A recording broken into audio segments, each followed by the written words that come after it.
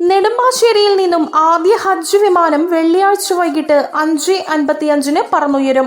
മന്ത്രി V Abdurahman flag off ചെയ്യും. തുടർന്ന് 8:25 മറ്റൊരു വിമാനവും പുറപ്പെടും. എല്ലാ വിമാനങ്ങളിലും 289 ഹാജിമാർ വീതമാണ് ഉണ്ടാകുകയെന്ന് ഹജ്ജ് committee chairman doctor Hussain Chullikode അറിയിച്ചു. ഈ മാസം 30 വരെയായി 21 വിമാന സർവീസുകളാണ് ആകെയുണ്ടാകുക. 12 വയസ്സിൽ താഴെയുള്ള കുട്ടികൾക്ക് ഇക്കുറി ഹജ്ജിന് സൗദി അറേബ്യ അനുമതി നൽകിയിട്ടില്ല. ഇക്കുറി സംസ്ഥാനത്ത് കൂടുതൽ തീർത്ഥാടകർ നെടുമ്പാശ്ശേരിയിൽ നിന്നാണ്. കരിപ്പൂരിൽ നിന്നും യാത്ര നിരക്ക് വർദ്ധിച്ചതിനാലാണിത്.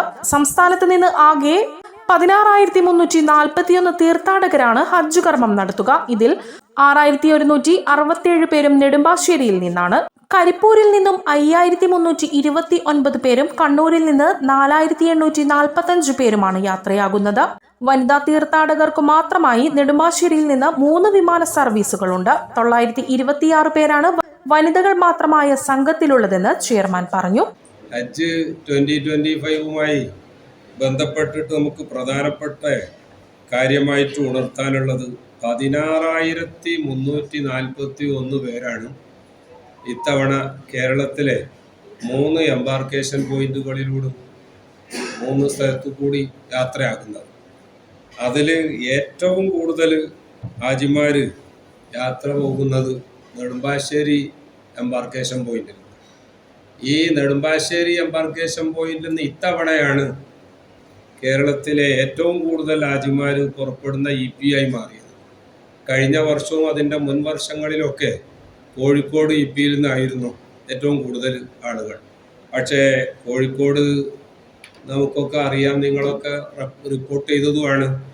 എയർ ടിക്കറ്റിൻ്റെ ഫെയർ അല്പം കൂടുതലായതുകൊണ്ട് കഴിഞ്ഞ തവണത്തെ ഉള്ളതിനേക്കാളും പകുതി ആളുകളാണ്. ഇത്തവണ കൊച്ചിയിൽ നിന്ന് 6,167 ആളുകൾ യാത്ര ചെയ്യുന്നുണ്ട്.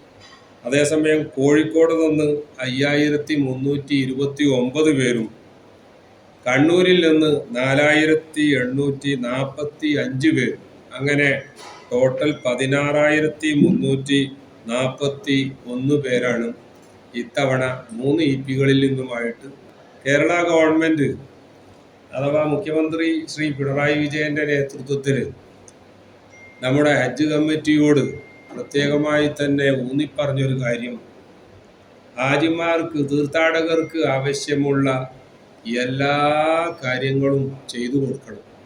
അതിന് ഫണ്ട് തടസ്സമാകരുത്. മറ്റുള്ള എന്തെങ്കിലും സാങ്കേതിക പ്രശ്നങ്ങൾ പറഞ്ഞുകൊണ്ട് ഹാജിമാർക്ക് യാതൊരു പ്രയാസവും വരുത്തരുത് എന്ന് ഇത് ഹജ്ജ് കാര്യമന്ത്രി അബ്ദുറഹ്മാൻ മിനിസ്റ്റർ ഹജ്ജ് കമ്മിറ്റി ഇടയ്ക്കിടെ റിമൈൻഡ് ചെയ്തുകൊണ്ടിരിക്കുന്നു. ഏതായാലും വളരെ ഭംഗിയായി 2 ക്യാമ്പിൻ്റെ ഉദ്ഘാടനം കഴിഞ്ഞ 9-ാം തീയതി നിർവഹിക്കപ്പെടുകയാണ്. ഹജ്ജ് ക്യാമ്പുകളുടെ സംസ്ഥാനതല ഉദ്ഘാടനം 9-ാം തീയതി 3 മണിക്ക് കണ്ണൂർ എംബാർക്കേഷൻ പോയിന്റിൽ വെച്ച് നമ്മുടെ ബഹുമാന്യനായ മുഖ്യമന്ത്രി തന്നെ നിർവഹിക്കുകയുണ്ട്.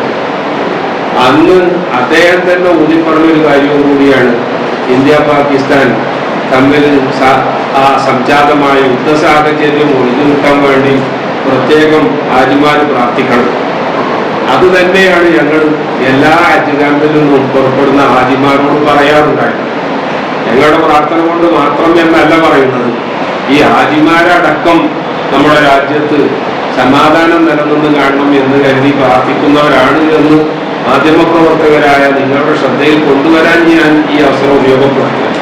9-ാം തീയതി തന്നെ രാത്രി 8 മണിക്ക് കോഴിക്കോട് എംബാർക്കേഷൻ പോയിന്റിൽ നിന്നും ഹജ്ജ് ക്യാമ്പ് ഉദ്ഘാടനം ബഹുമാനപ്പെട്ട ഹജ്ജ് കാര്യമന്ത്രി വി അബ്ദുറഹ്മാൻ സാർ ഉദ്ഘാടനം ചെയ്തു. അതേസമയം കോഴിക്കോട് നിന്നും കണ്ണൂരിൽ നിന്നും എയർ ഇന്ത്യയുടെ ചെറിയ ഫ്ലൈറ്റുകൾ ആയതുകൊണ്ട് കൂടുതൽ ദിവസങ്ങൾ വേണ്ടി വന്നു. എന്നാൽ ഇവിടെ നെടുമ്പാശ്ശേരിയിൽ നിന്ന് സൗദി എയർലൈൻസ് സർവീസ് നടത്തുന്നതിനാൽ വലിയ എയർക്രാഫ്റ്റാണ് അവർ ഉപയോഗപ്പെടുത്തുന്നത്. നാളെ 5:55 1-ാമത്തെ ഫ്ലൈറ്റ് ഹാജിമാരുമായി പുറപ്പെടും. വൈകിട്ട് 5:50. 2-ാമത്തെ ഫ്ലൈറ്റ് 8:25 2-ാമത്തെ ഫ്ലൈറ്റ്. ഇന്ന് നമ്മുടെ നെടുമ്പാശ്ശേരി ഹജ്ജ് ക്യാമ്പിന്റെ ഔദ്യോഗിക ഉദ്ഘാടന കർമ്മം നമ്മുടെ മിനിസ്റ്റർ രാജീവ് സാറ് ഔദ്യോഗികമായി ഇവിടെ നിൽക്കും. അപ്പോൾ അതിനു വേണ്ട എല്ലാ സൗകര്യങ്ങളും നമ്മളിവിടെ ഒരുക്കി കഴിഞ്ഞു. സംഘാടക സമിതിയിൽ എല്ലാവരുടെയും പ്രാതിനിധ്യം ഉറപ്പിച്ചുകൊണ്ട് അവരൊക്കെ സേവന സന്നദ്ധരായി ദിവസങ്ങൾക്ക് മുമ്പേ അവർ കാര്യങ്ങളൊക്കെ ചെയ്തുകൊണ്ടിരിക്കുകയാണ്. തീർത്ഥാടകർക്ക് ഇവിടെ വരുമ്പോൾ അവരെ സ്വീകരിക്കാൻ, അതേപോലെ തന്നെ അവർക്ക് എയർപോർട്ടിൽ അവരുടെ ലഗേജുകൾ ഡ്രോപ്പ് ചെയ്തതിന് ശേഷം അവരെ ഇങ്ങോട്ട് കൊണ്ടുവരാനുള്ള ബസ് സൗകര്യം, ഇനി ഇവിടെ നിന്ന് അങ്ങോട്ട് പോകാനുള്ള സൗകര്യം, ഇവിടെ അവർ ഒരു ദിവസം 24 hours ബിഫോർ അവരെത്തണം എന്നാണ്. അതുപ്രകാരം അവരിവിടെ എത്തിയാൽ അവർക്ക് പ്രാർത്ഥിക്കാനും അവർക്ക് ആവശ്യമായ ശുചിമുറികൾ ഉപയോഗപ്പെടുത്താനും അവർക്ക് വിശ്രമിക്കാനും എല്ലാത്തരം സൗകര്യങ്ങളും, പ്ലസ് അവർക്ക് നല്ല രീതിയിൽ തന്നെ അവർക്ക് ഭക്ഷണം കൊടുക്കാനും അവരുടെ എല്ലാ ആവശ്യങ്ങളും നിർവഹിക്കാനുള്ള സൗകര്യങ്ങൾ ഇവിടെ ഒരുക്കപ്പെട്ടിരിക്കുകയാണ്. പൗരൻ ന്യൂസ് ബ്യൂറോ, ആലുവ.